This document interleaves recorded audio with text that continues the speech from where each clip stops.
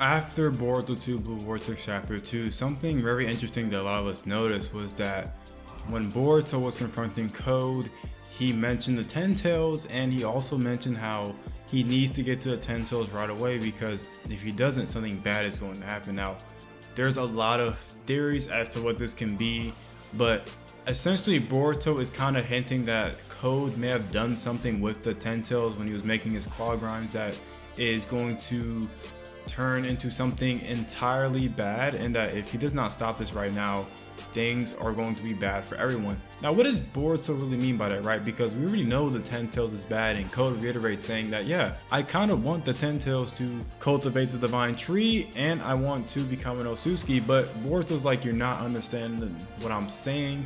You're being stupid. Just listen for a second. What you're doing is going to be even worse for you. And he doesn't really go into much details. Now, I kind of have an idea of what Boruto thinks is going to happen, or already knows is going to happen, right? And kind of the line of thinking is that when Code was making the claw grinds, I think he may have accidentally done something to where he made these claw grinds have some sort of personality. And I think the claw grinds are going to become some sort of sentient beings. I think they might end up having their own personalities, own feelings, and end up betraying Code like everybody else in the story. But the whole thing with this is that there was a scene to where Kawaki and the claw grind were fighting. Kawaki had kicked the claw grind, and before this claw grind got kicked, this claw grind did not have a Rinnegan. Now, I'm not sure if the claw grind absorbed Kawaki's Otsutsuki chakra, and that's why the Rinnegan popped up, or if the claw grind already had the Rinnegan beforehand. I'm going to assume it's the former, with the claw grind absorbing Kawaki's energy, because there's a couple of scenes to where some of these claw grinds are actually attacking civilians and taking their chakra. So I think that as long as the claw grind comes into contact with somebody, it can drain the energy of the person. But when Kawaki kicks his claw grind and a Rinnegan pops up, the claw grind pops up near Kawaki and ends up attacking him. When he attacks him, he says something very interesting, and he whispers out the words Otsutsuki. Now, up until now, I do not think in the entirety of Naruto, you can correct me if I'm wrong, but I do not think the Ten Tails was speaking at all. This is entirely new, and it seems that as the claw grinds develop and the claw grinds gain more power, they're sort of gaining this personality, and I think it's going to be this really cool thing to where the claw grinds are going to turn into some sort of hive mind, where there's a central being and Code is going to lose control of the claw grinds because they're going to get smarter. They're not going to really follow his orders anymore, and they're going to end up doing what the Ten Tails is intended for and start gathering chakra for their own means. Now, what this means is that they're going to start going after civilians, like how we saw the claw grind attack that random ninja and turn him into a tree. That's typically not supposed to be how it's supposed to go, right?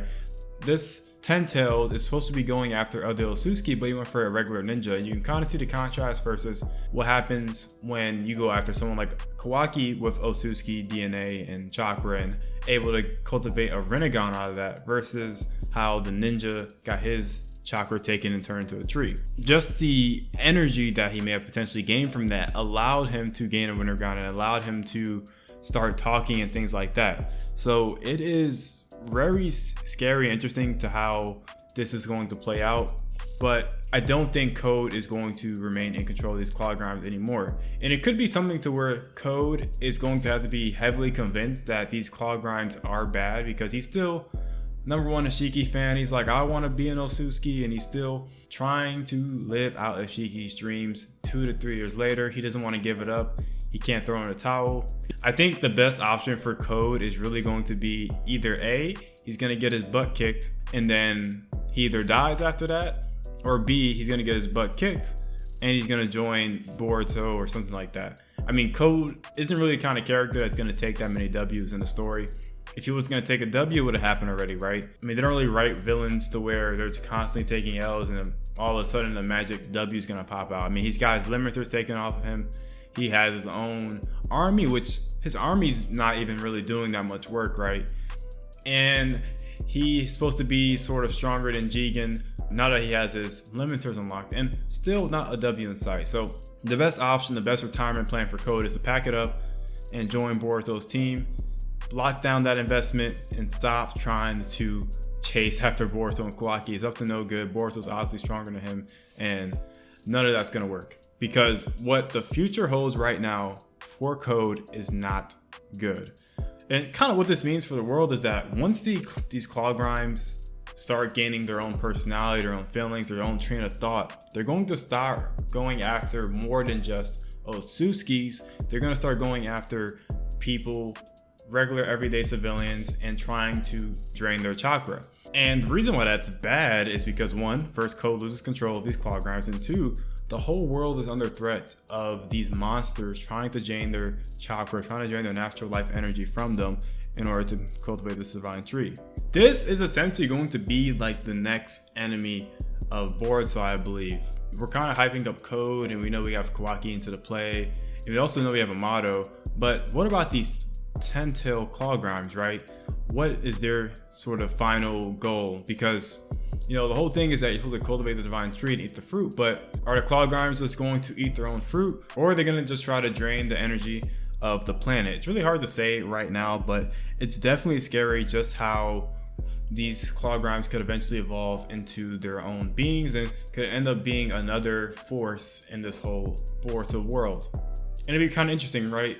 If Code is still going to try to take down Boruto and Kawaki, it would be Boruto on the good side, Kawaki being neutral, I guess, and then Code and these claw grimes sort of being antagonists as well, but on opposite sides, trying to destroy the world. So there's a lot of different factors at play, and that's why I say Boruto is not just enough to take all this down. I think he's gonna have some help along the way, because if you remember, I think there's about 1,000 claw grimes, and really it just takes Boruto getting to the source of the problem.